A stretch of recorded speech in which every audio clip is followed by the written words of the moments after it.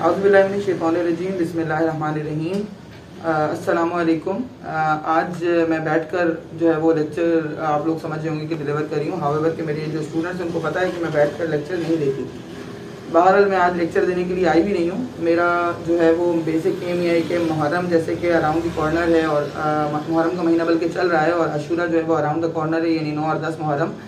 اور ہمارے بہت سارے مسلمان بھائی بہنیں ایسے ہیں، اسٹوڈنٹ سمیت، بہت سارے اسٹوڈنٹ سمیت، کہ جن کو نہیں پتہ ہوتی ریئلٹی کہ اصل میں واقعہ کربلا ہے کیا چیز، اور واقعہ کربلا کے پیچھے کیا ایونٹس تھے، کیا اسٹوریز تھیں، اور حضرت امام حسین رضی اللہ تعالیٰ عنہ اور حضرت امام حسن رضی اللہ تعالیٰ عنہ کا اس واقعے کے ساتھ کیا تعلق ہے، اور پروفیٹ صلی اللہ علیہ وسلم یعنی نبی کریم صلی اللہ علیہ وسلم کی آل اور اولاد کا اس سے کیا تعلق ہے۔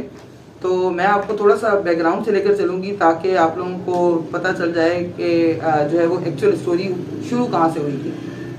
اب ہم سب کو پتہ ہے، جنرل پبلک کو بھی پتہ ہے کہ نبی کریم صلی اللہ علیہ وسلم کے وفات کے بعد حضرت ابو بکر جو ہیں وہ پہلے خلیفہ بنے، انہوں نے 2 سال حکومت کی۔ پھر اس کے بعد حضرت عمر رضی اللہ تعالیٰ عنہ خلیفہ بنے، انہوں نے 10 سال حکومت کی، اور ان 10 سالوں میں انہوں نے وہ گولڈن ایج کہلاتی ہے اسلام کی، یعنی ان 10 سالوں میں انہوں نے جو چینجنگز کی، ایڈمنسٹریٹو چینجنگز یا پھر جس طرح سے ایکسپینشن کی انہوں نے اسلام کی۔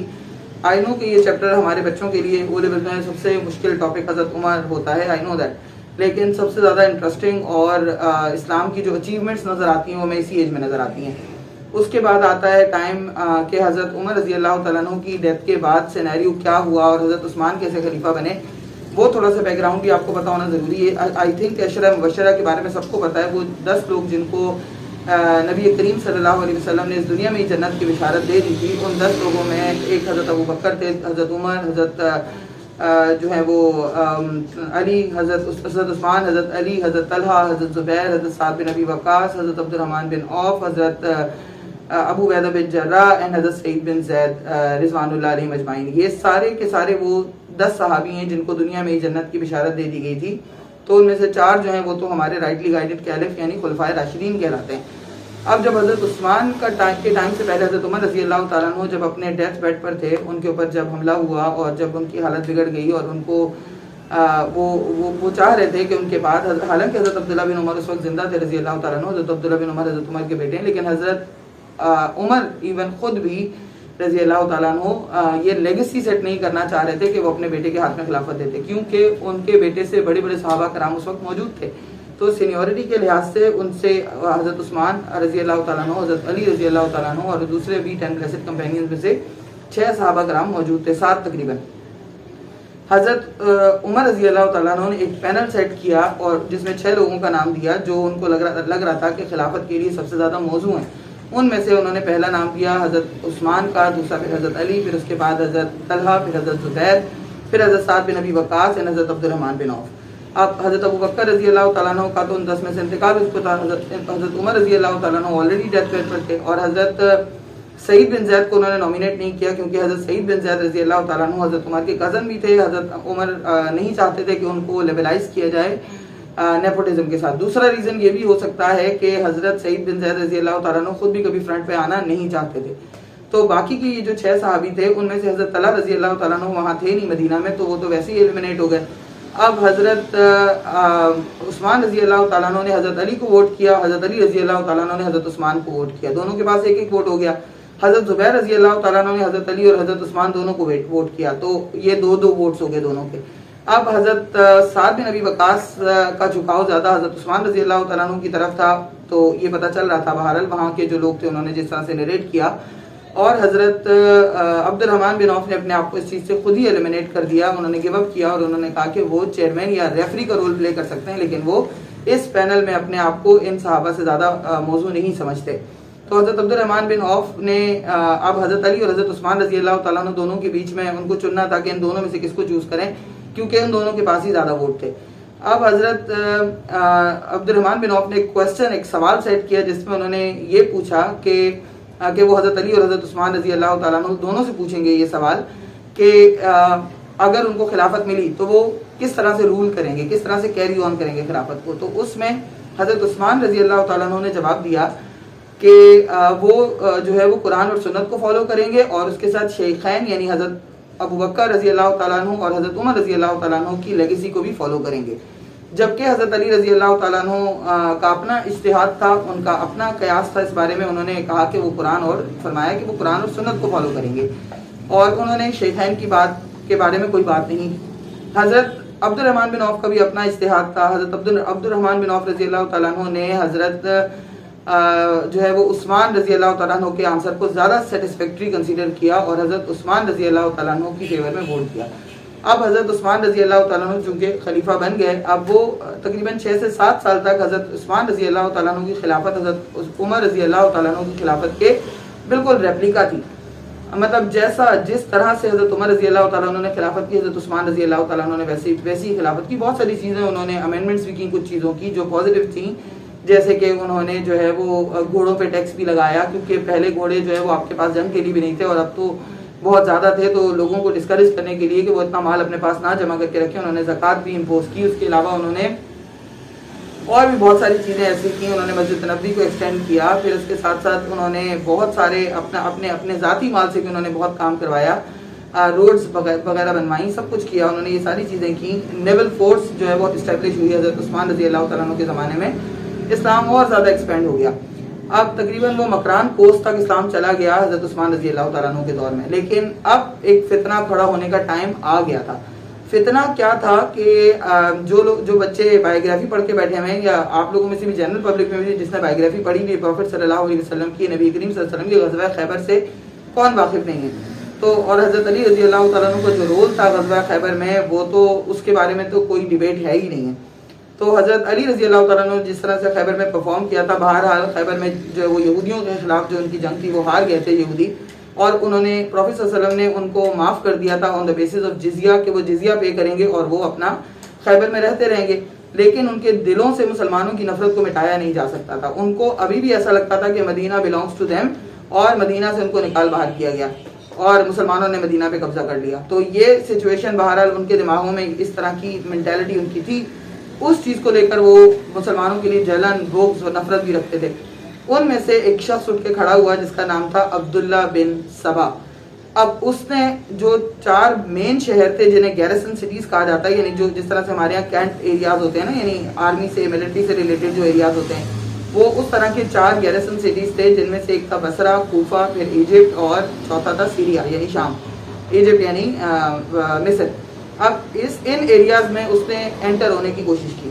اب سیریا میں تو اس کو فوراً ہی کک آف کر دیا گیا، کیونکہ سیریا کے جو گورنر تھے وہ اس وقت حضرت امیر معاویہ تھے، اور وہ بڑی اسٹرانگ ان کی وہاں پر اسٹیبلشمنٹ انہوں نے امپوز کی بھی تھی لوگوں کے اوپر، اور لوگ بڑا خوش تھے ان کے جو بھی معاملات تھے اس سے.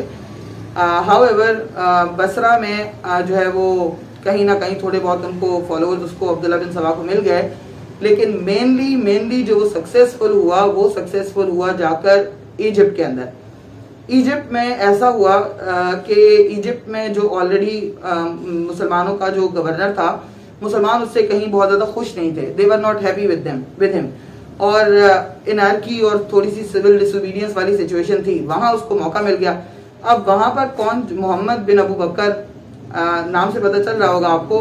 وہ حضرت ابو بکر رضی اللہ تعالیٰ عنہ کے سگے بیٹے تھے، لیکن ان کو پالا حضرت جو ہے وہ حضرت علی رضی اللہ تعالیٰ عنہ نے تھا. بیسیکلی یہ ہوا تھا کہ جنگ موتا میں حضرت جعفر رضی اللہ تعالیٰ عنہ کی جب شہادت ہوئی تو ان کی جو بیوہ تھیں، وڈوڈ تھیں ان کی، جو اسما بنت امیس، ان سے حضرت ابو بکر رضی اللہ تعالیٰ عنہ نے شادی کر لی تھی.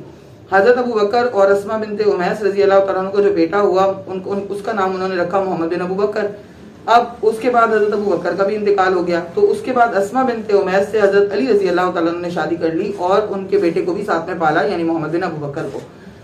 اب لوگ چاہتے تھے کہ محمد بن ابو بکر جو ہیں وہ خلیفہ بن جائیں، وہ ہمارے خلیفہ نہیں، گورنر بن جائیں، یعنی وہ ایجپٹ کے گورنر بن جائیں. اور محمد بن ابو بکر خود بھی بہت زیادہ ولنگ تھے. لیکن حضرت عثمان رضی اللہ تعالیٰ عنہ کے اپنے بہرحال ریزنز ہوں گے جو انہوں نے سوچے ہوں گے. اس چیز کو لے کر انہوں نے ایک ماحول کریٹ کر دیا حضرت عثمان کے خلاف. ایک مطلب سمجھ لیں آپ غداری یا بغاوت شروع ہو گئی پورے علاقے میں کہ حضرت عثمان اپنے رشتہ داروں کو یعنی بنی امیہ کو فیور دیتے ہیں. سیریا میں چونکہ حضرت امیر معاویہ امیت تھے تو وہاں پر امیت کو بہت ساری مراحت ملی ہوئی تھیں، اور تھے بھی کچھ امیت ایسے تھے بھی جو جہاں پر ان کو موقع مل رہا تھا وہ مس یوز کر رہے تھے خلافت کو بھی اور گورنرشپ کو بھی. ہاؤ ایور ایسا ہوا کہ ایجپٹ میں جب یہ چیز بہت زیادہ بڑھ گئی اور عبداللہ بن سبا نے آ کر اس چیز کو اور زیادہ ہوا دی.